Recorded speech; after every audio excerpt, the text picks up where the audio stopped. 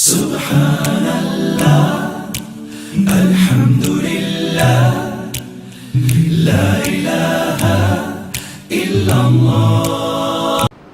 بسم اللہ الرحمن الرحیم.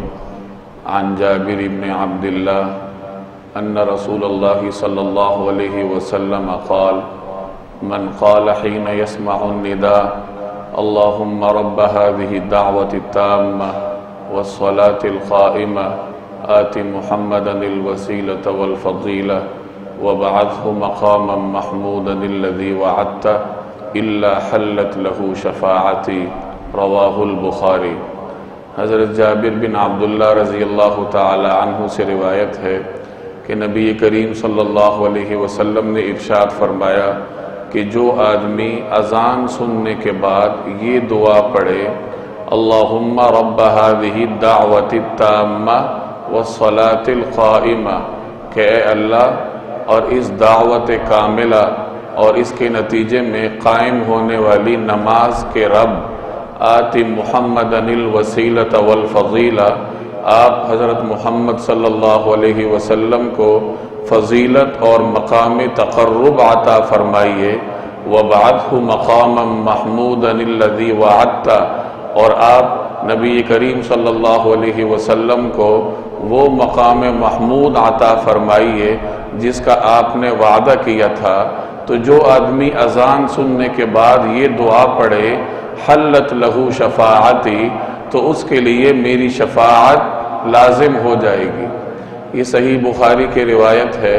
نبی کریم صلی اللہ علیہ وسلم کو اللہ تبارک و تعالی نے جہاں اور بہت سارے امتیازات عطا فرمائے ہیں، وہاں ایک بہت بڑا امتیاز رسول اللہ صلی اللہ علیہ وسلم کا یہ ہے کہ قیامت والے دن اللہ تبارک و تعالی آپ علیہ الصلوات والتسلیمات کو مقام محمود عطا فرمائیں گے. مقام محمود کا تذکرہ قرآن کریم میں بھی ہے، اور مفسرین فرماتے ہیں کہ مقام محمود سے مراد یہ ہے کہ اللہ تبارک و تعالی نبی کریم صلی اللہ علیہ وسلم کو قیامت والے دن شفاعت کا منصب عطا فرمائیں گے. آپ کو یہ اختیار دیا جائے گا کہ جس کی چاہیں شفاعت فرما لیں.